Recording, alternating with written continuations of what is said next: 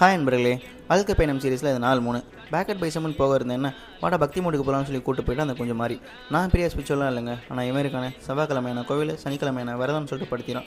சரி அதெல்லாம் முடிச்சுட்டு திரும்பி வீட்டுக்கு வந்துட்டு நமக்கான காய் மற்றும் கனி வகைகள்லாம் சாப்பிட்டுட்டு அடுத்த வேலை சோதையும் அப்படியே ரெடி பண்ணிக்கிட்டு சொல்ல நம்ம கொஞ்சம் திரும்பவும் கால் பண்ணி வாடா அவசரமாக வெளியே போக வேண்டிய வேலை இருக்குது போயிட்டு வந்தலாம்னு சொல்லி கூப்பிட நானே கிளம்பி போயிட்டேன். அப்படி வந்துட்டு இருந்த சொல்ல தான் என் கெஃபே ஒன்று பார்த்தோம்.